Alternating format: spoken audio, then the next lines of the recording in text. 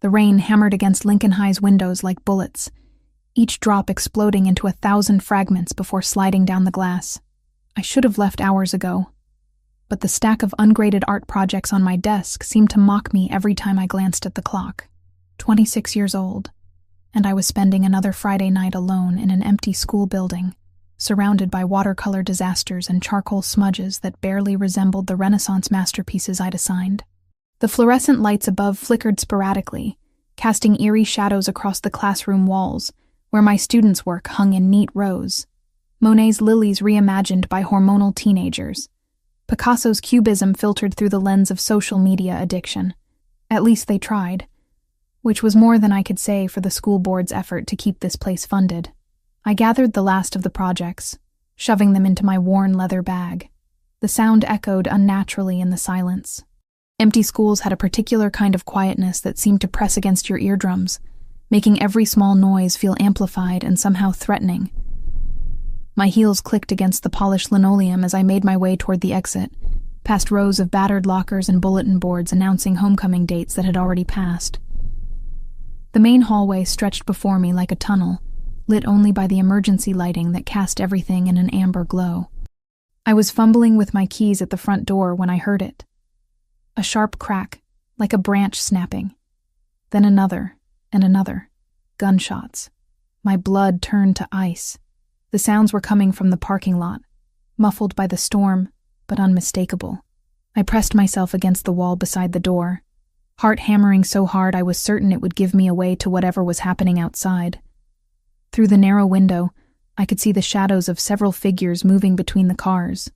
The rain made everything blurry, but I could make out the outline of expensive vehicles, sleek and dark like predators waiting in the night. Another shot. A body fell. I bit down on my knuckle to keep from crying out, tasting blood. This couldn't be happening. Not here, not at my school, not on a random Friday night when I should have been home grading papers and eating leftover Chinese food. The figures moved with purpose now, dragging something heavy toward one of the cars. I caught a glimpse of a face in the brief illumination of a cell phone screen.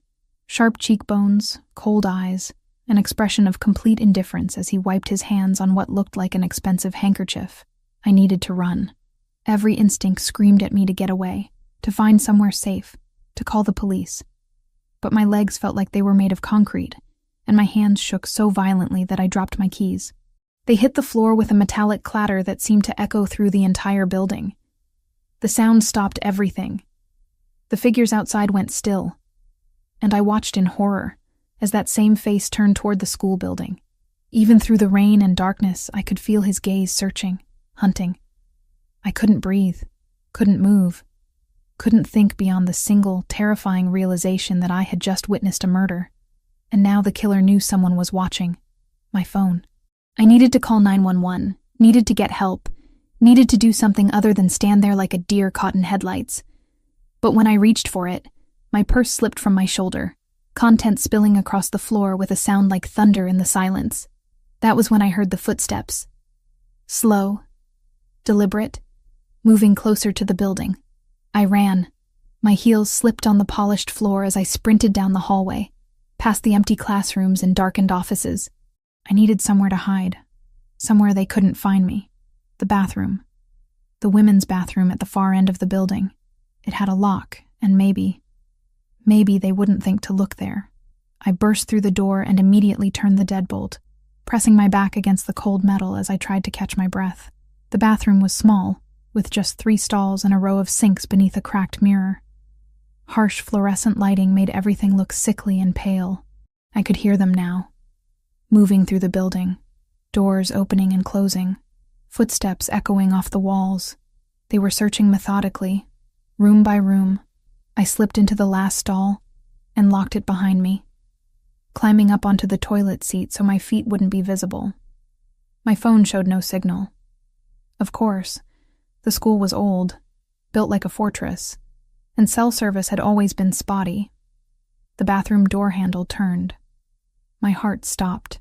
The deadbolt would hold, wouldn't it? It had to. I pressed my hand over my mouth to muffle my breathing, listening as someone tested the door more forcefully. Then silence. I waited, counting the seconds, praying they had moved on. 1 minute, 2, 3, the lights went out. In the absolute darkness, I heard the soft click of the lock being picked. Professional, efficient, terrifying. The door opened with barely a whisper of sound. "I know you're here." The voice was low, controlled, with the faintest trace of an accent I couldn't place. Italian, maybe. "You saw something you shouldn't have seen." I held my breath, pressing myself against the stall wall as if I could somehow disappear into it. "I'm not going to hurt you," he continued, his footsteps moving slowly across the tile floor. "But we need to talk. About what you witnessed. About what happens now." He was close. So close I could hear the soft rustle of expensive fabric as he moved. "You can come out now or I can come find you. Your choice." The silence stretched between us like a razor wire. I could feel his presence in the darkness, patient and immovable. This wasn't someone who made idle threats. Slowly, on trembling legs, I unlocked the stall door and stepped out into the black void of the bathroom. A beam of light hit my face, blinding me momentarily. When my eyes adjusted, I found myself staring at a man who looked like he'd stepped out of a Renaissance painting. Dark hair perfectly styled despite the rain, sharp features carved from marble, and eyes the color of winter ice that seemed to see straight through me. He was beautiful in the way that dangerous things often are. Deadly and compelling and absolutely terrifying. "Valentina Costa," he said, and my blood turned to ice water. He knew my name. 26 years old. Art teacher. Lives alone in apartment 3B on Maple Street. Parents died in a car accident 8 years ago. Left you with $30,000 in debt that you're still paying off. How do you... I make it my business to know these things. He stepped closer, and I caught the scent of expensive cologne mixed with something metallic. Blood. "The question is, Miss Costa, what am I going to do with you now?" I couldn't speak. Couldn't think. Could barely stand. "You saw something tonight. Something that could be problematic for me and my associates. That puts us both in a rather difficult position." "I won't tell anyone," I whispered. "I swear. I won't say anything to anyone." A ghost of a smile crossed his lips, but it didn't reach those ice-blue eyes. "I'm sure you believe that, but fear makes people do unpredictable things, and I've built my life on being able to predict exactly what people will do." He reached into his coat, and I flinched, expecting a weapon. Instead, he pulled out a phone and made a quick call in rapid Italian. When he hung up, he looked at me with something that might have been pity. "My name is Lorenzo Santangelo," he said, "and I'm afraid your quiet little life just came to an end." The drive through the rain-soaked streets felt like a descent into hell. I sat rigid in the back seat of Lorenzo's black sedan, my hands clasped so tightly in my lap that my knuckles had gone white. The leather seats smelled of expensive cologne and something darker. Danger, perhaps, or death. I couldn't tell which. Lorenzo sat across from me, his ice-blue eyes never leaving my face as he spoke quietly into his phone in rapid Italian. Every few seconds, those predatory eyes would flick over me, cataloging my fear, my confusion, my growing desperation. He was assessing me like a piece of property he'd just acquired. The city blurred past the tinted windows. Familiar neighborhoods giving way to areas I'd never seen before. Wealthier areas. Areas where people like me didn't belong. "Where are you taking me?" My voice came out smaller than I'd intended, barely audible over the purr of the engine. Lorenzo ended his call and slipped the phone into the inner pocket of his tailored jacket. "Somewhere safe." "Safe?" I let out a hysterical laugh. "You just killed someone. You kidnapped me from my school. How is any of this safe?" Something flickered in those cold eyes. Amusement, maybe? Or annoyance. "I saved your life, Miss Costa. The man I killed tonight was there to eliminate a witness. A witness who saw too much 3 weeks ago when the Petrov family decided to expand their operations into my territory. I don't understand." "You will." The car turned through massive iron gates that opened soundlessly as we approached. Beyond them stretched a driveway lined with towering oak trees, their branches creating a canopy that blocked out what little moonlight managed to penetrate the storm clouds. At the end of the drive sat a mansion that looked like something from a Gothic novel. It was beautiful and terrifying in equal measure. 3 stories of pale stone and dark windows, with architectural details that spoke of old money and older power. Light spilled from several windows, casting golden rectangles onto the manicured lawns, but most of the house remained shrouded in shadow. "Welcome to my home," Lorenzo said as the car came to a stop beneath a covered portico. Before I could respond, my door was opened by a man in an expensive suit, who nodded respectfully to Lorenzo. Another suited figure appeared at Lorenzo's door, and I realized with a chill that we were surrounded. Men moved through the shadows of the estate like phantoms, all of them armed, all of them watching me. "How many people work for you?" I asked, my voice barely above a whisper. "Enough." Lorenzo stepped out of the car and extended his hand to me. When I hesitated, his expression hardened. "I'm not going to ask again, Valentina." The way he said my name sent an involuntary shiver down my spine. Not threatening exactly, but absolute. Like he owned it now. Like he owned me. I took his hand, hating the way my skin tingled at the contact. His fingers were warm and calloused, surprisingly gentle as they closed around mine. He helped me from the car with the practiced courtesy of a man who had been raised with old-world manners, even as everything about him screamed danger. The interior of the mansion was even more impressive than the exterior. We entered through massive double doors into a foyer that could have housed my entire apartment. Marble floors gleamed under crystal chandeliers, and oil paintings that looked like museum pieces lined the walls. A sweeping staircase curved up to the second floor, its banister carved from what looked like ebony. "This way," Lorenzo said, his hand still on the small of my back as he guided me deeper into the house. We passed through rooms that grew progressively more intimate. A formal living room with furniture that probably cost more than I made in a year. A library with floor-to-ceiling bookshelves and the lingering scent of aged paper and leather. Finally, we reached what appeared to be his private study. The room was decidedly masculine, with dark wood paneling and leather furniture arranged around a massive fireplace. A fire crackled in the hearth, casting dancing shadows across the walls. Behind an enormous desk sat rows of filing cabinets, and I caught a glimpse of multiple computer monitors displaying what looked like security feeds.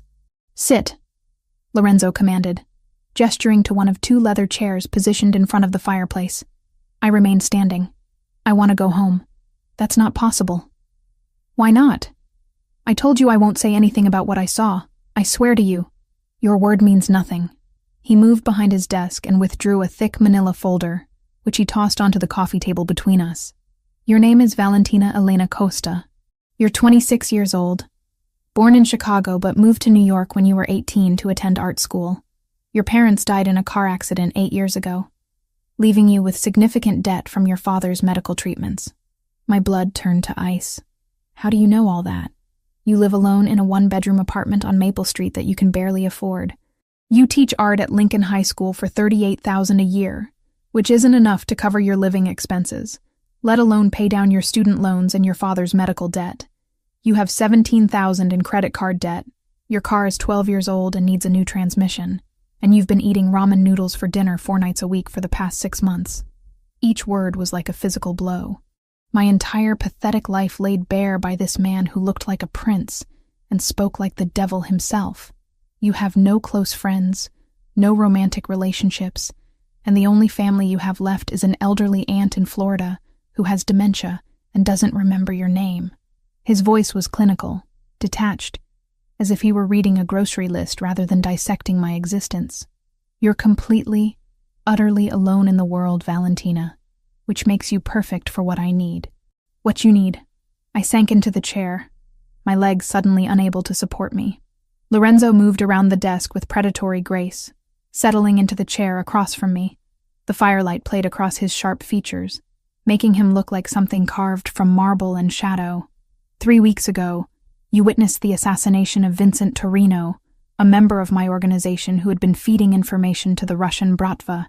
Tonight, you witnessed me eliminating the man the Russians sent to silence you permanently.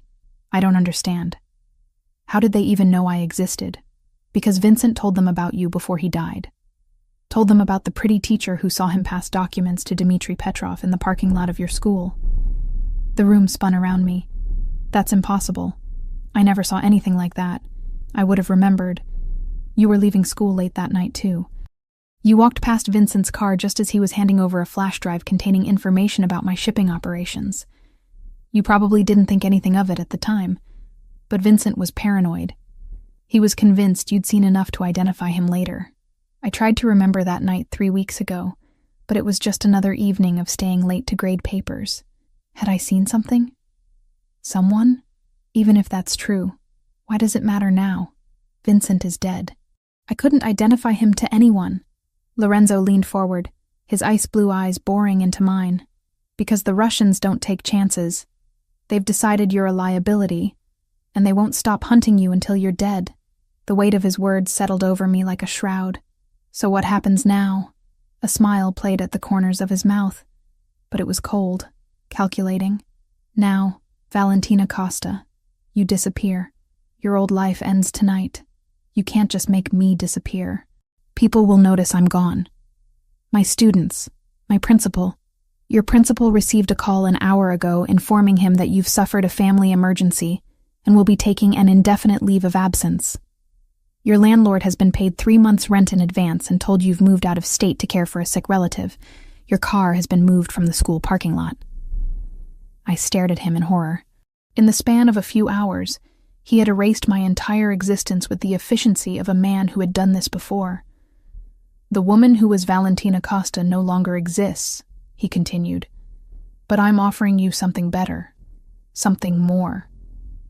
What? He stood and moved to a sideboard, pouring amber liquid from a crystal decanter into 2 glasses. He offered one to me, but I shook my head. Protection. Security. A life without fear or want. He took a sip of what I assumed was extremely expensive whiskey. In exchange for one thing. What?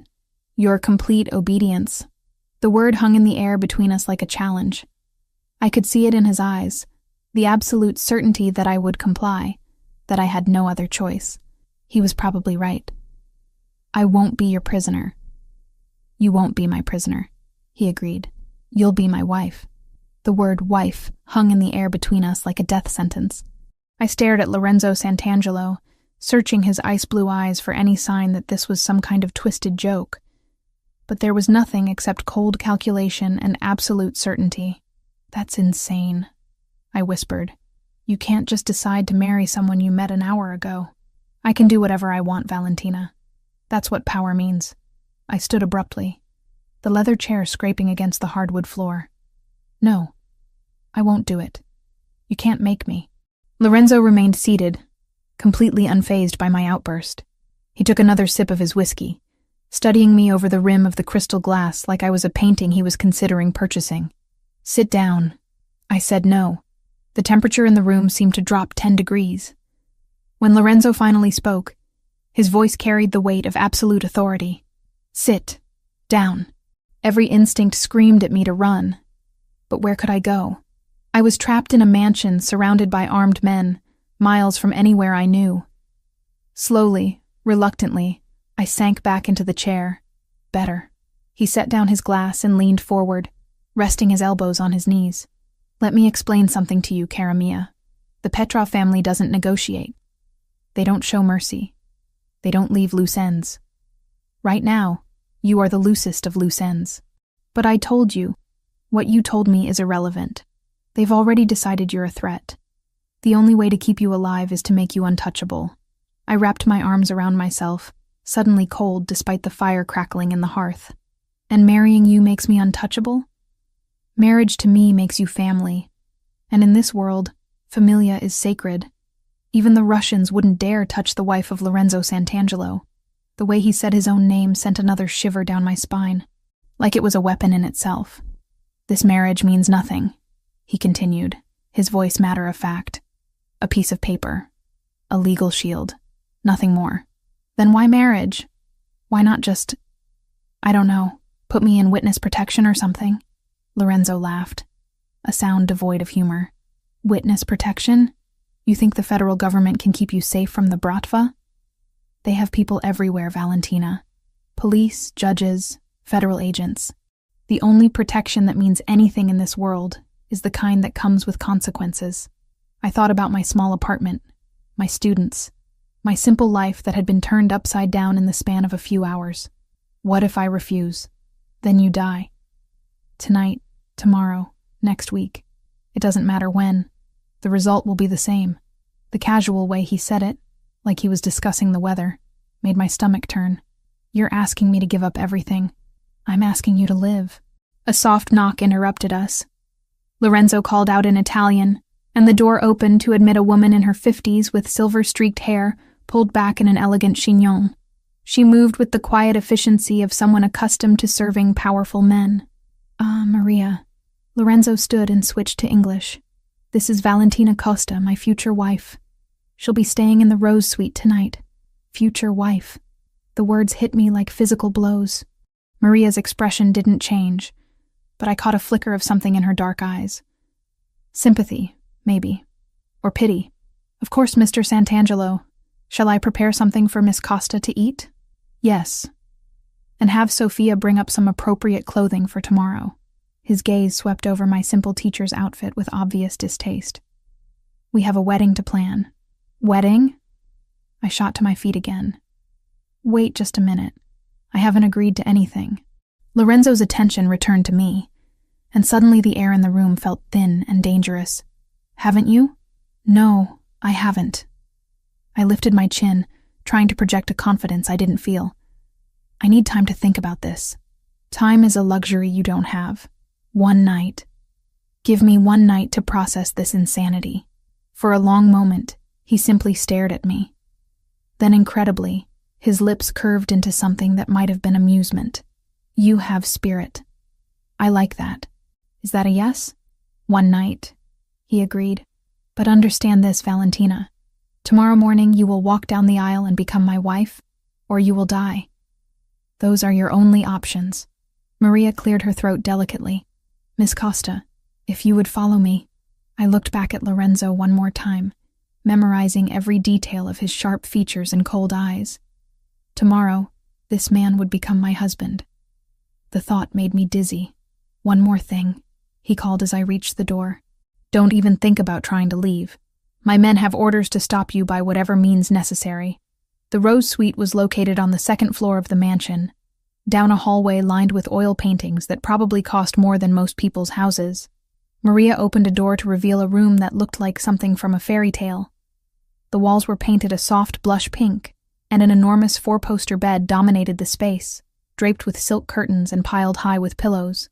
French doors opened onto a balcony overlooking the estate's gardens, and a marble fireplace crackled with warmth.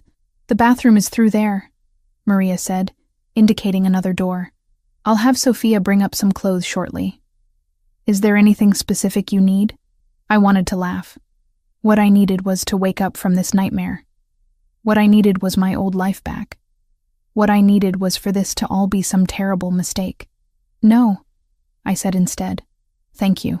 After Maria left, I wandered around the opulent room, touching expensive fabrics and admiring artwork that belonged in museums.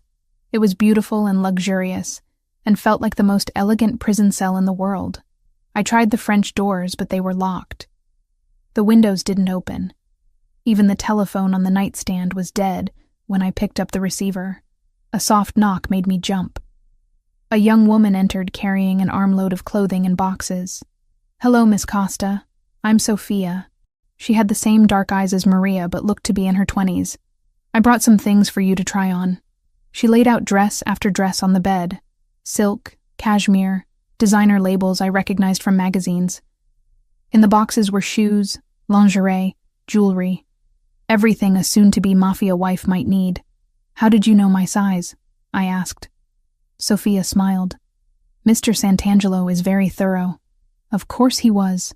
The man had probably known my measurements before I even knew I existed. After Sophia left, I ran a bath in the marble tub, sinking into water that smelled of expensive oils, and trying not to think about tomorrow. But my mind wouldn't stop racing. Lorenzo Santangelo. I rolled the name around in my mouth, testing its weight. 32 years old, according to what I'd overheard during his phone conversations. Handsome in a way that made my breath catch, despite everything. Dangerous in a way that should have terrified me completely.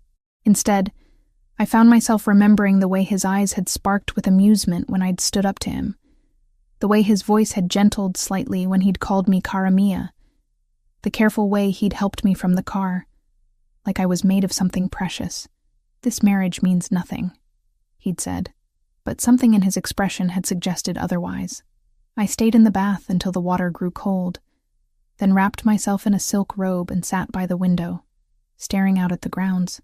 Men in dark suits patrolled the perimeter, their presence a constant reminder that I was trapped. But was I really? The honest answer was that I'd been trapped long before tonight. Trapped by debt, by loneliness, by a life that felt like it was slowly suffocating me. At least this cage was beautiful. At least Lorenzo Santangelo looked at me like I was more than just a forgettable teacher living paycheck to paycheck.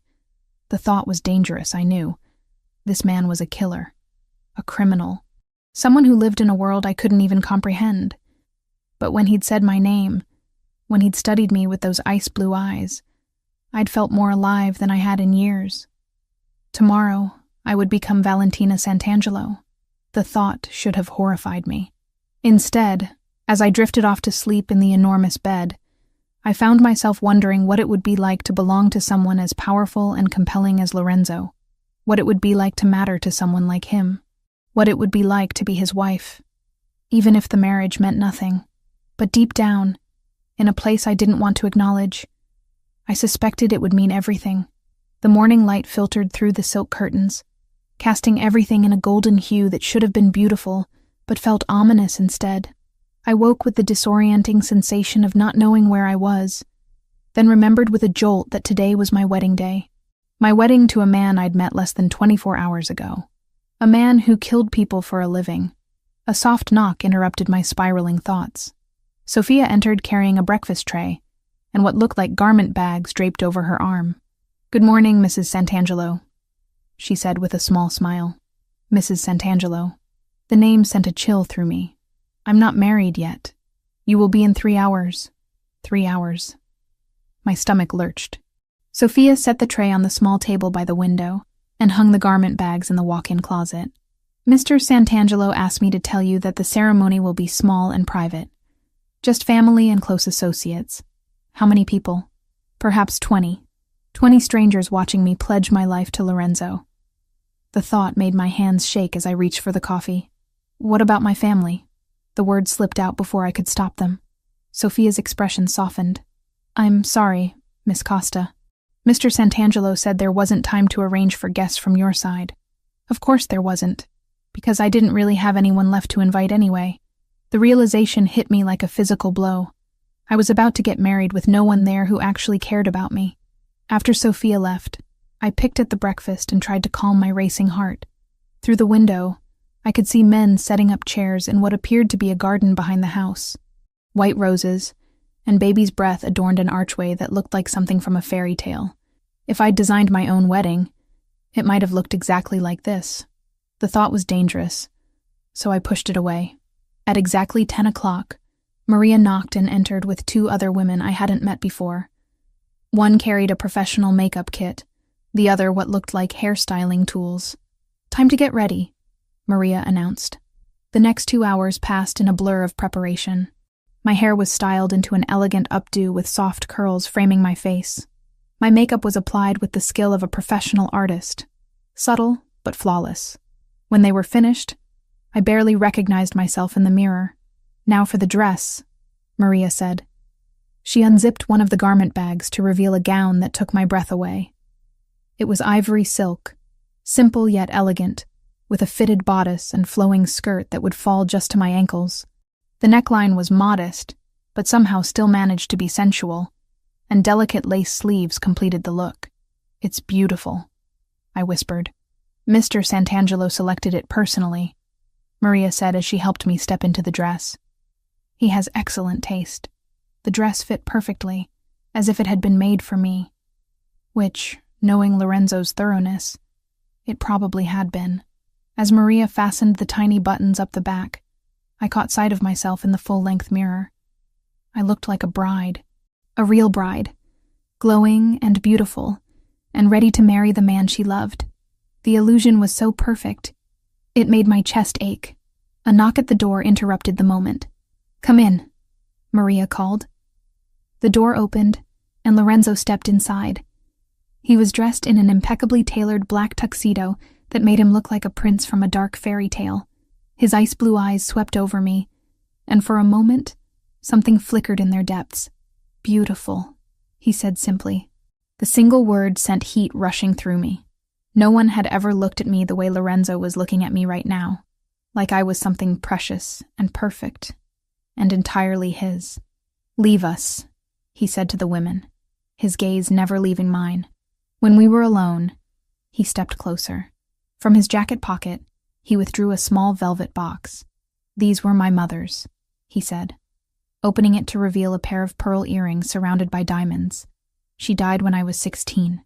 The admission was unexpected, revealing a crack in his carefully controlled facade. I found myself wondering what she'd been like, this woman who'd raised a son who could be both brutal killer and tender groom. "They're beautiful," I said. He moved behind me to fasten them, his fingers brushing against my neck as he worked.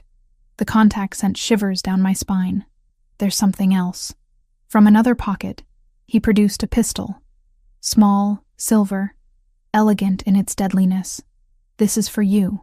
I stared at the weapon in horror. "I can't. I don't know how to use that." "You'll learn. From this moment on, you'll never be without protection." He slipped the gun into a hidden pocket in my dress that I hadn't even noticed was there. "The Petrovs are not known for their honor. Being my wife makes you a target as much as it makes you untouchable." The weight of the pistol against my hip was a constant reminder of the dangerous world I was entering. "Lorenzo, it's time," he said, offering me his arm. We walked through the mansion's corridors in silence, my heels clicking against marble floors, the train of my dress whispering behind me. Through tall windows, I could see the guests assembled in the garden, men in expensive suits with faces that looked carved from stone, and a few women who watched our approach with undisguised curiosity. The officiant was waiting beneath the rose-covered archway, an elderly man with kind eyes who looked completely out of place among the gathered criminals. When he smiled at me, I felt some of my terror ease slightly. Lorenzo and I took our positions, and the ceremony began. The words washed over me like a tide. Love, honor, cherish, till death do us part. Promises I'd dreamed of making to someone who truly loved me, now being spoken to a man who'd made it clear this marriage meant nothing. But when Lorenzo slipped the ring onto my finger, a stunning diamond that caught the afternoon light and threw rainbows across my dress, his touch was surprisingly gentle.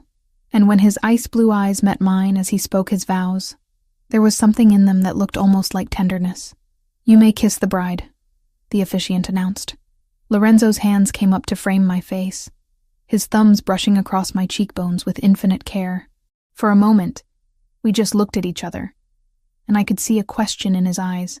Then his lips touched mine. The kiss was soft, almost hesitant, as if he was giving me the choice to pull away. But instead of recoiling, I found myself leaning into him, my hands coming up to rest against his chest. His heart was beating as rapidly as mine. When we broke apart, his forehead rested against mine for just a moment. "Mrs. Santangelo," he whispered, so quietly that only I could hear. The sound of applause broke the spell, reminding me that we had an audience. I turned to face our guests, Lorenzo's arm around my waist, and tried to smile like a happy bride. But as I looked out at the faces of the men who worked for my new husband, men who killed and stole and worse for his approval, I realized with crystal clarity that my old life hadn't just ended last night in that school bathroom. It had ended the moment I'd said "I do" to Lorenzo Santangelo. Now I belonged to him, and he belonged to a world where violence was currency and loyalty was bought with blood. The question was, what kind of woman would I become in order to survive it? 3 weeks into our honeymoon in the Amalfi Coast, I finally understood what Lorenzo meant when he said this marriage was just business. We occupied the same villa, shared meals on the terrace overlooking the Mediterranean, even slept in the same enormous bed. But he treated me like an expensive piece of art he'd acquired, beautiful to look at, carefully protected, but never truly touched. The villa was a masterpiece of Italian architecture, perched on cliffs that dropped dramatically into azure waters. Every morning, I woke to Lorenzo already gone, conducting business calls in his study, or meeting with men who arrived in sleek boats and spoke in hushed, urgent Italian. Every evening, he returned to find me reading on the terrace or painting watercolors of the coastline, and we'd share dinner in polite, distant conversation. "You're an excellent cook," I said one evening, watching him prepare fresh pasta with the skill of someone who'd been doing it his entire life. His movements were precise, almost meditative, as he worked the dough with strong hands that I'd seen hold both guns and delicate flowers with equal care. My mother taught me before she died. His hands moved efficiently, rolling the dough with practiced ease. She said a man who couldn't feed himself was destined to starve or marry badly. It was one of the few personal details he'd shared, and I treasured it like a secret. "What was she like?" I asked, leaning against the kitchen counter as I watched him work. The late afternoon sun streaming through the windows caught the gold in his dark hair, and I found myself memorizing the sight. Lorenzo's hands stilled for just a moment. Strong, beautiful. She loved my father with a devotion that bordered on obsession. It killed her in the end. "What do you mean?"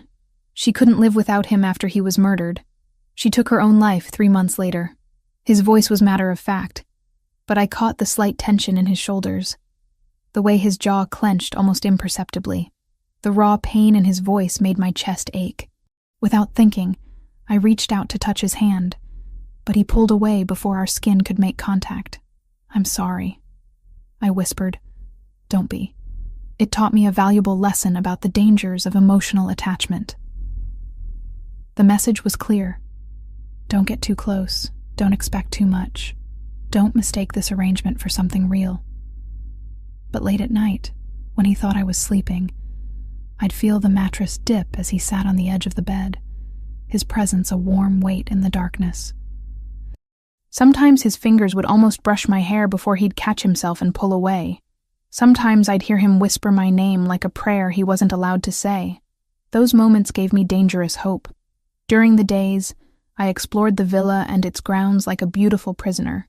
The staff was kind but distant, speaking to me with the careful respect reserved for the boss's wife. I painted the sweeping views of the coastline, read books from Lorenzo's extensive library, and tried not to think about the fact that I was completely cut off from everything I'd ever known. The isolation should have driven me mad. Instead, I found myself studying Lorenzo, like he was one of the Renaissance masters I'd taught my students about. Every gesture, every expression, every carefully controlled word fascinated me. He was a man built of contradictions, capable of breathtaking violence and unexpected tenderness, ruthless in business, but gentle when he thought no one was watching. I began to understand that the distance he maintained wasn't just about emotional protection. It was about control. Lorenzo Santangelo controlled everything in his world with military precision, and that included his own feelings. But I was starting to suspect that his feelings for me were becoming increasingly difficult to control. On our 21st day in Italy, everything changed. I was painting on the terrace when I heard the sound of multiple boats approaching at high speed. The mechanical roar of powerful engines cut through the peaceful afternoon like a knife. Lorenzo emerged from his study, tension radiating from every line of his body. He spoke rapid Italian into his phone while scanning the horizon with military precision. "Get inside," he commanded, his voice carrying an authority I'd never heard before. "Now." "What's happening?" "The Petrovs. They've found us." Terror flooded my system. I'd almost forgotten about the Russians in the idyllic bubble of our honeymoon.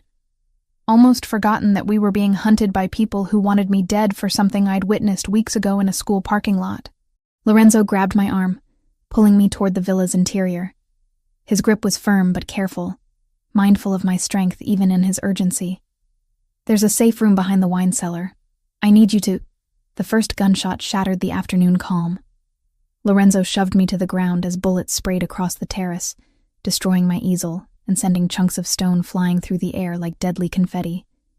My painting of the Mediterranean sunset dissolved into ribbons under the assault. The peaceful villa transformed into a war zone in seconds. "Stay low," Lorenzo shouted over the chaos. He'd drawn a gun from somewhere, his entire demeanor shifting from distant husband to lethal predator. The transformation was instantaneous and absolute. "Can you make it to the stairs?" More gunshots erupted from multiple directions. They weren't just attacking from the water. They'd surrounded us on land, too. Through the chaos, I could hear men shouting in Russian, their voices harsh and urgent. "Lorenzo!" I screamed as a bullet came so close to his head that it singed his perfectly styled hair. His ice-blue eyes met mine across the terrace, and for the first time since our wedding, I saw real emotion there. Fear. Not for himself, but for me. "Go!" he roared. "Get to the safe room." But I couldn't move. Couldn't think. Couldn't process that this beautiful place where we'd been playing house had become a battlefield where people were trying to kill us. That's when I saw the boat speeding directly toward our private dock. In it sat a man with pale eyes and stark Slavic features. Dmitry Petrov, I realized with bone-deep certainty. The Russian who wanted me dead. Even from a distance, I could see the cold satisfaction on his face as he surveyed the chaos his men had created. Lorenzo followed my gaze, and his face went completely still. "Merda," he breathed, his voice carrying a note of genuine concern that chilled me more than the gunfire. He spoke rapidly into his phone, but I could tell from his expression that help was too far away. We were on our own against however many men Petrov had brought with him. "Valentina, listen to me." He crawled across the stone floor to where I lay frozen. Blood was seeping through his white shirt from a graze on his arm, but he ignored it completely. "In about 60 seconds, Dmitry Petrov is going to walk through that door. When he does, I need you to run. Don't look back. Don't try to help me. Just run to the safe room and lock yourself inside. I'm not leaving you. You are. Because if he gets his hands on you, he'll use you to destroy me, and then he'll kill us both anyway." The sound of footsteps in the villa made us both freeze. Heavy boots on marble floors, multiple sets, moving with military precision. They were inside. Lorenzo pressed something cold and heavy into my hands. A gun. The one he'd given me on our wedding day that I'd never thought I'd actually need to use. "Remember what I taught you," he whispered, his breath warm against my ear. "Safety off, aim for the center of mass, squeeze, don't pull the trigger. And Valentina," his voice caught slightly, "whatever happens, know that you gave me something I never thought I could have." "What?" "Hope." The footsteps were getting closer, accompanied by harsh Russian voices. Lorenzo kissed me then, hard and desperate and full of all the emotion he'd been holding back for weeks. When he pulled away, his eyes were fierce with something that looked remarkably like love. "I should have told you," he said. "This marriage, it stopped being business the moment I put that ring on your finger." Then he was gone, moving with lethal grace toward the villa's interior, drawing the attackers away from me with his own body as bait. I heard shouting in Russian and Italian, then gunfire. So much gunfire that the walls seemed to shake with it. But I didn't run to the safe room like he'd commanded. Instead, I found myself moving toward the sound of battle, the gun steady in my hands, my heart pounding with a mixture of terror and something else. Something fierce and protective and absolutely certain. Lorenzo Santangelo was my husband. He might have married me for business, but somewhere along the way, I'd fallen in love with him, and I'd be damned if I was going to hide in a closet while he fought for our lives alone. The thought should have horrified me, that I was willing to kill for him, willing to die for him. But instead, it felt like the truest thing I'd ever known. When I reached the villa's main room, I saw Lorenzo backed against the wall, bleeding from wounds in his shoulder and thigh, facing 3 armed Russians. Dmitry Petrov stood in the center, his pale eyes filled with cold satisfaction as he surveyed his cornered prey. "The famous Lorenzo Santangelo," Dmitry said in accented English. "Not so powerful now, are you? Where's your pretty little wife?" "Go to hell," Lorenzo snarled, though I could see the exhaustion in his posture, the way he favored his injured leg. Dmitry smiled, an expression devoid of warmth or humanity. "I think I'll find her myself. After I finish with you, I have such plans for the little teacher who thought she could witness my business and live to tell about it." That's when I stepped out of the shadows, gun raised, hands steady despite the adrenaline coursing through my veins. "You found me," I said. All 4 men turned in shock, but I kept my weapon trained on Dmitry, remembering everything Lorenzo had taught me during our quiet evenings on the terrace. "Mrs. Santangelo," Dmitry said, his smile widening into something predatory. "How thoughtful of you to join us. Though I must say, you're not quite what I expected from a mafia wife." "Let him go." Dmitri laughed, a sound like breaking glass. "You think you can threaten me, little teacher? You don't have the stomach for this world. You don't have what it takes to pull that trigger." "You're right," I said calmly, my voice steadier than I felt. 3 weeks ago, I couldn't have hurt anyone. I spent my whole life avoiding conflict, trying to help people instead of hurting them. But you made one mistake, Dmitri. "And what's that?" I thought about Lorenzo's gentle hands teaching me to cook, his quiet presence in the darkness, the way he'd kissed me like I was precious and fragile and worth dying for. "You threatened my husband." I squeezed the trigger. The gunshot echoed through the villa like thunder, and Dmitri Petrov stumbled backward, clutching his shoulder where my bullet had found its mark. Blood seeped between his fingers as he stared at me in shock, his pale eyes wide with disbelief. "You shot me," he said, as if he couldn't quite process what had happened. "I warned you," I replied, keeping the gun trained on him even as my hands shook with adrenaline. "I told you to let him go." The other 2 Russians raised their weapons toward me, but Lorenzo moved with lightning speed despite his injuries. In one fluid motion, he disarmed the nearest man and put a bullet in the second before they could fire. The sound of gunshots filled the air again, mixing with Dmitri's pained curses in Russian. "Valentina, get down!" Lorenzo shouted as more men poured into the villa from outside. I dropped behind an overturned marble table just as automatic gunfire sprayed across the room. Chunks of priceless art and centuries-old furniture exploded around us. Through the chaos, I could see Lorenzo moving like a man possessed, taking cover behind a stone pillar as he returned fire with deadly precision. "How many more are there?" I called out to him. "Too many," he replied grimly, "but I called for backup before they breached the perimeter. My men should be here soon." "Should be?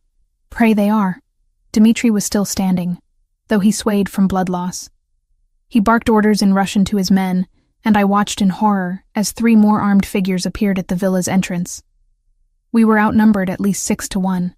"Lorenzo Sant'Angelo," Dmitri called out, his accented voice carrying despite the gunfire. "You've caused me considerable trouble, but I'm prepared to be reasonable. Give me the woman, and I'll kill you quickly." "Counter offer," Lorenzo replied, his voice deadly calm. "Surrender now, and I'll only break half the bones in your body before I put a bullet in your head." Dmitri laughed, a sound devoid of humor. Still so arrogant, even when you're bleeding to death.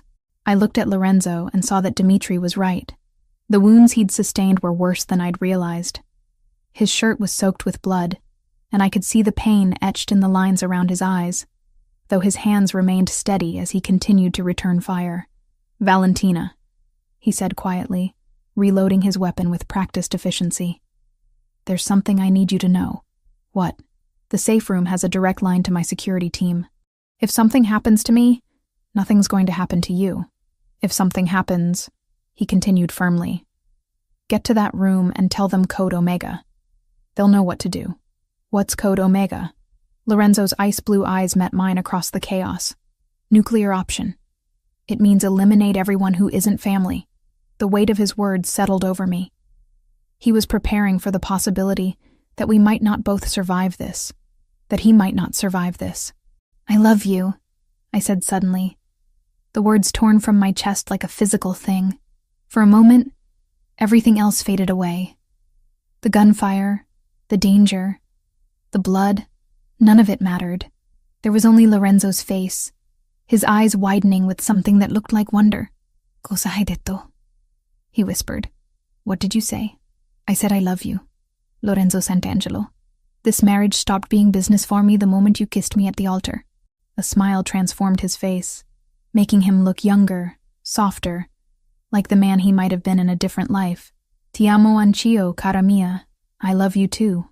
The sound of helicopters approaching interrupted the moment. Through the villa's shattered windows, I could see black aircraft descending toward the estate, and my heart leaped with hope. "Cavalry's here," Lorenzo said with grim satisfaction. But Dmitri wasn't finished. With a roar of rage, he lunged from his cover, gun raised not at Lorenzo but at me. Time seemed to slow as I saw his finger tighten on the trigger, saw the hatred burning in his pale eyes. Lorenzo moved without hesitation, throwing himself between us just as Dmitri fired. The bullet meant for me caught Lorenzo in the chest, and he went down hard. "No!" I screamed, abandoning my cover to reach him. I dropped to my knees beside him, pressing my hands against the wound as blood poured between my fingers. "Lorenzo, stay with me. Please, stay with me." His breathing was shallow, labored. "Valentina, don't talk. Save your strength. Help is coming." Around us, the villa erupted in chaos as Lorenzo's men repelled through the windows and engaged the remaining Russians. The firefight was brief, but intense. I heard Dmitri cry out in pain, then fall silent. When the gunfire finally stopped, the silence was deafening. "Mrs. Santangelo!" A man in tactical gear approached us cautiously. "I'm Captain Martinez, Lorenzo's head of security. We need to get him to a hospital immediately." "Is it bad?" I asked, though I already knew the answer from the amount of blood. "Bad enough, but he's survived worse." Martinez spoke rapidly into his radio, calling for a medical helicopter. "Ma'am, we need to move him now. I'm coming with you." "That's not advisable.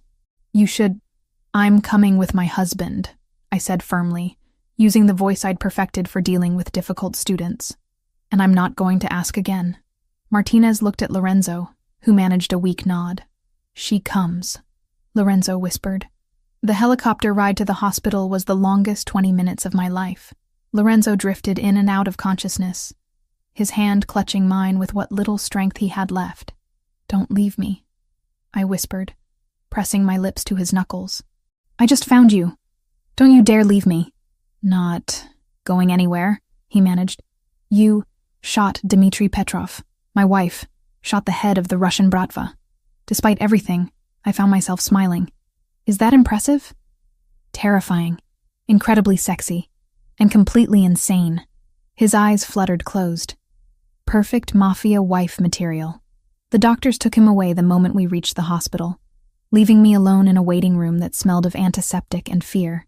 I was still wearing my paint-stained clothes from the morning, now decorated with Lorenzo's blood. My hands shook as I tried to process everything that had happened. I had killed a man today. Shot Dmitri Petrov without hesitation when he threatened Lorenzo.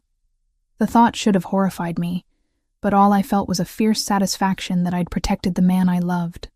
Hours passed before a surgeon finally emerged to find me. "Mrs. Santangelo, your husband is stable. The bullet missed his heart by inches, but we were able to repair the damage. He's going to need extensive recovery time, but he should make a full recovery." The relief was so overwhelming that I nearly collapsed. "Can I see him?" "He's sedated right now, but yes. Room 312. Lorenzo looked smaller in the hospital bed, connected to machines that beeped and hummed around him. But he was breathing. He was alive. I took the chair beside his bed and settled in to wait. When he finally woke, 12 hours later, the first thing he did was look for me. "Cara mia," he said, his voice hoarse but warm with relief. "You're here. Where else would I be?" I leaned forward to brush a kiss across his forehead. "How do you feel?" "Like I've been shot by a Russian psychopath." He tried to sit up and winced. "But alive, thanks to you." "Thanks to me?" "Lorenzo, you took a bullet meant for me, and you shot the man who fired it. We're even." I laughed despite myself. "Is this what marriage to you is going to be like? Taking turns saving each other's lives?" Lorenzo's expression grew serious. "Valentina, about what I said in the villa. That you love me? I hope you meant it, because I meant what I said too. I meant every word." He reached up to cup my face with his uninjured hand. "When I married you, I told myself it was just business. A convenient solution to keep you safe. But somewhere between our wedding day and watching you paint on that terrace, you became everything to me." "Just so we're clear," I said, settling more comfortably in my chair. "This marriage definitely means something now." "Everything," he agreed. "It means everything." Outside the hospital window, the Italian sun was setting over the Mediterranean, painting the sky in shades of gold and crimson. Tomorrow, we would have to deal with the aftermath of what had happened at the villa. There would be police reports, rival families to negotiate with, and the complex business of running a criminal empire while recovering from gunshot wounds. But tonight, all that mattered was that we were both alive, both whole, and both finally ready to admit that somewhere between a forced marriage and a mafia war, we had found something neither of us had been looking for. We had found love. 2 months after the attack at the villa, Lorenzo was finally cleared for normal activity. The doctors had been cautiously optimistic throughout his recovery, but seeing him move without wincing for the first time since Italy felt like a miracle. We were back in New York, in the mansion that had become my home, though it felt different now. The walls that had once seemed like a prison now felt like a sanctuary. Every room held memories of our strange courtship. The library where we'd shared our first real conversation. The study where he'd proposed this arrangement that had become so much more. "You're staring," Lorenzo said without looking up from the financial reports spread across his desk. Even recovery hadn't slowed his work ethic. "I'm admiring," I corrected, curling deeper into the leather chair where I'd taken to spending my afternoons while he worked. "There's a difference." "Is there?" He finally looked up, those ice-blue eyes warm with affection. "And what exactly are you admiring, Mrs. Santangelo?" The name still sent a thrill through me. Mrs. Santangelo. Not just a legal shield anymore, but a title I wore with pride. "Everything," I admitted. "The way you've thrown yourself back into work like you weren't nearly killed 2 months ago. The way you still insist on making breakfast every morning, even though we have 3 people who could do it for us. The way you look at me like I'm some kind of miracle instead of the woman who accidentally married into the mafia." Lorenzo set down his pen and gave me his full attention. "You know what I see when I look at you?" "What?" "The woman who shot Dmitry Petrov without hesitation when he threatened her husband. The woman who refused to hide in a safe room while I fought for our lives. The woman who made me believe in something I thought was just a fairy tale." "What's that?" "Love that's worth dying for." I was about to respond when Maria knocked and entered with her usual efficient grace. "Mr. Santangelo, there's a situation that requires your attention." The warmth in Lorenzo's expression evaporated instantly, replaced by the cold focus of a man who'd spent his life dealing with situations. "What kind of situation?" "Marco has been feeding information to the Kozlov family. Captain Martinez intercepted communications 20 minutes ago." The name hit me like a physical blow. Marco, Lorenzo's childhood friend, his most trusted lieutenant, the man who'd stood at his side through every battle until Italy. The betrayal cut deep, but not as deep as the pain I saw flash across Lorenzo's face before he locked it away. "How long?" Lorenzo's voice was completely controlled, but I could see the tension in his shoulders. "At least 6 months, possibly longer. The Kozlovs have been planning a coordinated strike on your shipping operations. Marco provided them with schedules, routes, security protocols. Where is he now?" "Detained in the warehouse on 5th Street, awaiting your orders." Lorenzo stood slowly, his hand moving instinctively to his jacket where I knew he kept his gun. "Gather the senior staff.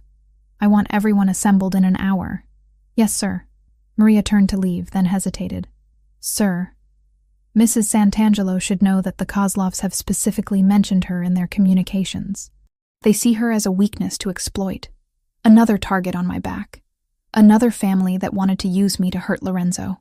I should have been terrified, but instead, I felt a cold anger settling in my chest. "Thank you, Maria," Lorenzo said. "Double the security detail around the house. No one gets in or out without my personal authorization." After Maria left, silence stretched between us. Lorenzo stared out the window at his perfectly maintained grounds, his jaw clenched with the effort of controlling his emotions. "He was like a brother to me," he said finally. "I know. I trusted him with everything. With you." I rose and moved to stand behind him, wrapping my arms around his waist and pressing my cheek to his back. I could feel the tension radiating through him, the way he was holding himself together through sheer force of will. "What happens now?" I asked. "Now he dies." "And the Kozlovs learn what happens to people who threaten what's mine." The finality in his voice should have frightened me. Instead, it felt like a promise of protection, a vow that he would eliminate any threat to our life together. "I want to be there," I said. Lorenzo turned in my arms, his eyes wide with shock. "What?" "When you confront Marco, I want to be there." "Absolutely not. It's too dangerous, and besides..." Besides what? I'm too soft? Too innocent? I stepped back, meeting his gaze steadily. Lorenzo, I killed for you. I chose this life, chose you, chose to be part of this world. You can't protect me from it forever. I can try, and I love you for it. But Marco betrayed both of us. He put me in danger, put our marriage at risk. I have as much right to face him as you do. Lorenzo studied my face for a long moment, and I could see the internal struggle playing out in his eyes. The man who'd fallen in love with me wanted to keep me safe, sheltered from the darker realities of his business. But the mafia boss recognized the strength in my argument, understood that I was no longer the frightened teacher he'd rescued from a school bathroom. If you come with me, he said finally, you follow my lead exactly. No improvisation, no heroics. Understood. Understood. And Valentina? His hands framed my face, thumbs brushing across my cheekbones. After tonight, there's no going back. Once you cross this line, you'll be as deep in this world as I am. I thought about the woman I'd been just months ago. Alone, struggling, invisible to everyone around her. Then I thought about the woman I was now. Loved, protected, strong enough to pull a trigger when someone threatened what mattered to me. I'm already as deep as you are, I said. I have been since the moment I said I do. The warehouse on 5th Street looked exactly like what it was. A place where people disappeared. Lorenzo's men had cleared the area, creating a buffer zone of several blocks around the building. When our car pulled up, I could see armed figures positioned on nearby rooftops, in doorways, behind parked vehicles. This wasn't just about confronting a traitor. This was about sending a message. Last chance to stay in the car, Lorenzo said, as we sat in the back seat, watching his men secure the perimeter. Not happening. He nodded, as if he'd expected nothing less. Remember what I taught you. Eyes up, shoulders back. Never let them see weakness. You're not Valentina Costa, the art teacher, anymore. You're Valentina Santangelo, my wife, and that makes you one of the most dangerous women in this city. We entered the warehouse together, and I felt every eye in the room track our movement. Lorenzo's men, hardened criminals who'd seen every kind of violence imaginable, looked at me with a mixture of respect and wariness. Word of what had happened in Italy had spread. They knew their boss's wife was not to be underestimated. Marco was bound to a chair in the center of the vast space, his face bloodied from what I assumed had been a very one-sided conversation with Martinez's men. When he saw us approaching, his eyes went first to Lorenzo, then to me, and I saw the moment he realized what my presence meant. Lorenzo, he said, his voice hoarse. I can explain. Can you? Lorenzo's voice was conversational, almost friendly, which somehow made it more terrifying. Can you explain how you betrayed the man who treated you like family? Can you explain how you sold information that put my wife in danger? They had my sister. The Kozlovs, they took Elena and said they'd kill her if I didn't. You came to me for help with Elena's gambling debt 6 months ago, Lorenzo interrupted. I paid them off personally. $200,000, no questions asked, because you were family. Marco's face crumpled. They took her again, said the debt had interest, penalties. They wanted information or they'd... So you decided to risk my life instead of hers. I never meant for it to go this far. I thought I could control it. Feed them enough to keep Elena safe, but not enough to really hurt you. Lorenzo pulled out his gun, checking the chamber with practiced ease. The Kozlovs planned to hit 3 of my shipments simultaneously. If they'd succeeded, it would have cost me millions and weakened my position enough for a hostile takeover. Was Elena's life worth destroying everything I've built? She's my sister, and Valentina is my wife. Lorenzo's control finally cracked, his voice echoing through the warehouse. You put her in the crosshairs of the Russian Bratva because you were too proud to ask for help. I stepped forward, feeling every gun in the room track my movement. Where is Elena now, Marco? His eyes met mine, and I saw desperation there, and grief, and the terrible knowledge of what was about to happen to him. Safe, he whispered. Martinez's team extracted her 3 hours ago. She doesn't know about any of this. Good, I said simply. Then she'll mourn you as a brother, not as a traitor. Marco's eyes widened with shock. He'd expected mercy from me, perhaps. Expected the art teacher to plead for his life, to soften Lorenzo's resolve. Instead, he found something harder, colder. He found a woman who'd learned that sometimes love meant being willing to destroy anyone who threatened it. "Valentina, please," he began. "You betrayed my husband," I said, my voice carrying clearly through the silent warehouse. "You put our marriage, our life, our future at risk because you thought Lorenzo would forgive you anything. But there are some lines you don't cross, Marco. Some betrayals that can't be forgiven." Lorenzo looked at me with something that might have been pride, then turned his attention back to Marco. "Any last words?" "Tell Elena I'm sorry. Tell her I love her. I will." The gunshot was deafeningly loud in the enclosed space, echoing off concrete walls and steel beams. Marco slumped forward, and just like that, a chapter of Lorenzo's life was closed forever. "Clean this up," Lorenzo commanded, holstering his weapon. "And send flowers to Elena. Anonymous but expensive. She's lost enough." As we walked back to the car, I felt the weight of what had just happened settling over me. I'd watched my husband execute a man who'd been like a brother to him, and I'd felt no pity, no regret, only satisfaction that the threat had been eliminated. "How do you feel?" Lorenzo asked as we settled into the back seat. "Like myself," I said, and realized it was true, like exactly who I was meant to be. Lorenzo pulled me closer, his lips brushing against my temple. "Welcome to the family business, Mrs. Santangelo." Outside the warehouse, his men were already implementing the plan to eliminate the Kozlov threat permanently. By morning, the Russian family would be nothing more than a memory. Another cautionary tale about the price of threatening Lorenzo Santangelo's wife.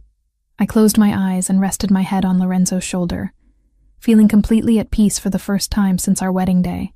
This was my life now.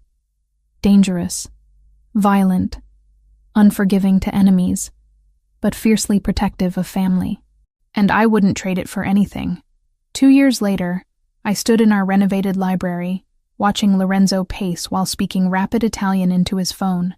The conversation was heated, something about shipping routes and territory disputes, but his voice carried the absolute authority of a man who'd consolidated his power completely.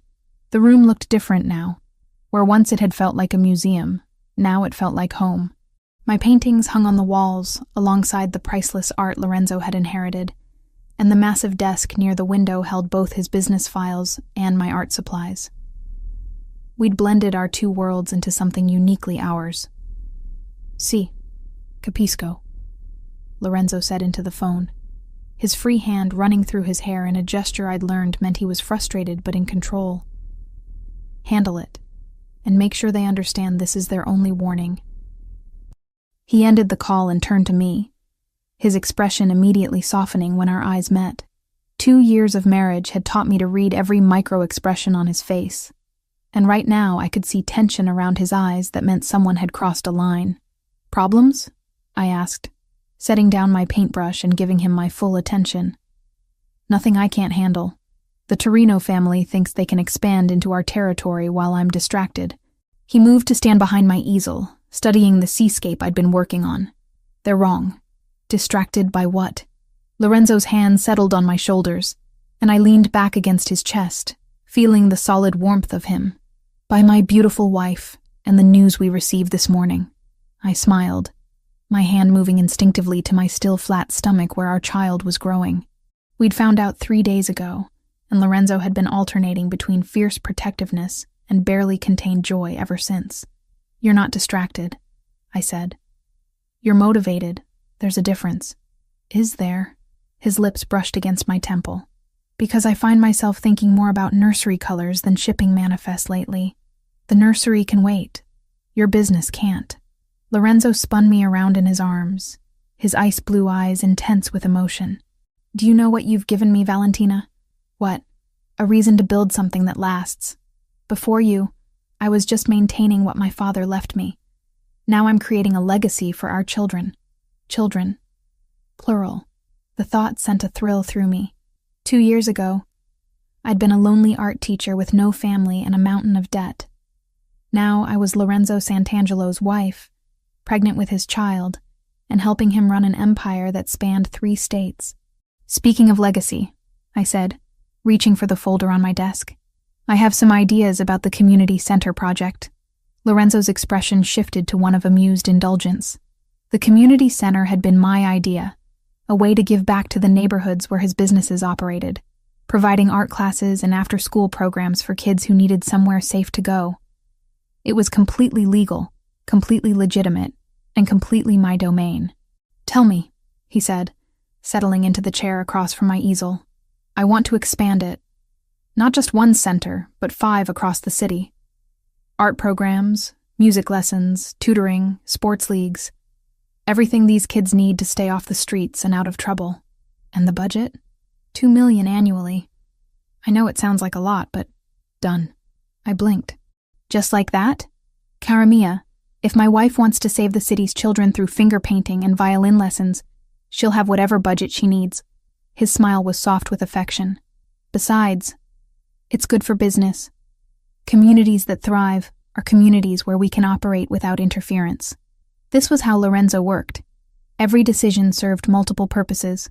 The community centers would help disadvantaged kids, but they'd also create goodwill in neighborhoods where his operations were based.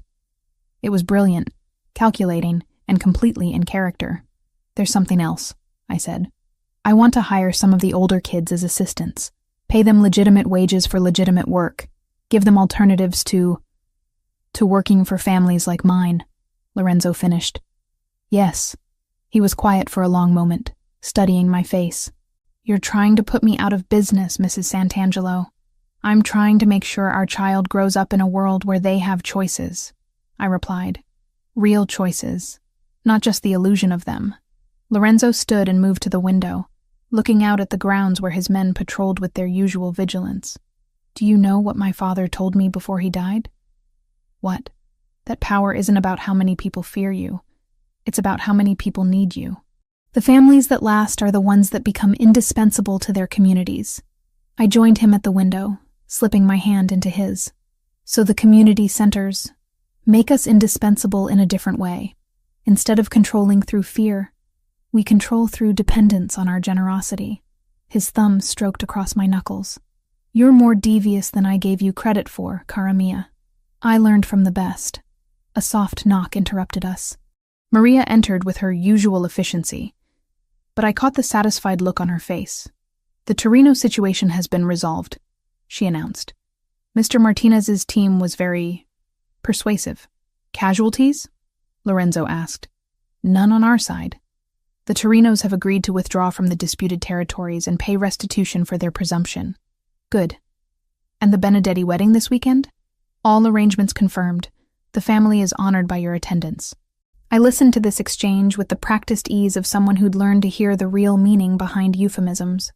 The Torino situation had likely involved significant violence, though probably not death. Lorenzo preferred to avoid unnecessary killing since our honeymoon. The Benedetti wedding was a business meeting disguised as a social event, a chance for Lorenzo to solidify alliances and display his power. "Will you need me there?" I asked after Maria left. "Always. You're my secret weapon at these things." It was true. Over the past 2 years, I'd discovered I had a talent for reading people, for knowing exactly what to say to put wives at ease while their husbands discussed business with Lorenzo. The other family's women trusted me because I'd been an outsider once, and they respected me because I'd proven I could be as ruthless as any of them when necessary. "What should I wear?" I asked. "Something that shows you're pregnant. I want everyone to see that the Santangelo line is secured." The clinical way he said it might have hurt once. Now I understood it was Lorenzo's way of expressing pride and protectiveness. In his world, everything was strategic, but that didn't make his emotions any less real. My phone buzzed with a text message, and I glanced at it absently. Then I looked again, my blood running cold. Lorenzo. Something in my voice made him turn immediately, his entire body going tense with readiness. "What is it?" I held up my phone, showing him the message from an unknown number. "Congratulations on the pregnancy, Mrs. Santangelo. It would be a shame if something happened to the little one." The temperature in the room seemed to drop 20 degrees. Lorenzo's face went completely still, his eyes becoming chips of Arctic ice. "Maria!" he called, his voice carrying enough authority to summon half his security team. She appeared instantly. "Yes, sir? Code Black. Lock down the estate. No one in or out without my personal authorization. Contact Martinez. I want every phone traced, every security system checked, every potential threat eliminated. Right away, sir. After Maria rushed out, Lorenzo turned to me, his hands framing my face with infinite gentleness despite the fury burning in his eyes. Listen to me very carefully, he said. Nothing is going to happen to you or our child. Do you understand? Nothing. Who would dare threaten us directly? Someone with a death wish. His voice was deadly calm. But it doesn't matter who. By the end of the week, there'll be nothing more than a memory. I should have been terrified. Someone had just threatened my unborn child, invaded the sanctuary of our home with their malice. But looking into Lorenzo's eyes, I felt only a cold satisfaction that whoever had made this mistake would soon learn the price of threatening the Santangelo family. What do you need me to do? I asked. Lorenzo's expression shifted, a smile playing at the corners of his mouth despite the circumstances. I need you to be exactly who you are, the most dangerous woman in New York, disguised as an art teacher. I'm not disguised as anything anymore, I said firmly. I am Valentina Santangelo, your wife, the mother of your children, and anyone who threatens our family will learn why that's the most dangerous thing they could possibly do. Lorenzo kissed me then, hard and possessive, and full of the love that had transformed us both from what we were into what we were meant to be together. Outside, his men were already implementing security protocols that would turn our home into an impenetrable fortress. Phone calls were being made to allies and informants throughout the city. By morning, every criminal organization in New York would know that someone had declared war on the Santangelo family. It would be a very short war. As Lorenzo held me against his chest, our child safe between us, I thought about how much had changed since that night in the school bathroom. I'd gone from being a woman with nothing to lose to being someone with everything to protect. And I would protect it all, with the same ruthless determination that had made Lorenzo the most feared man in the city. This marriage had stopped being business long ago. Now it was something far more powerful. It was love backed by absolute power, and there was nothing in the world more dangerous than that.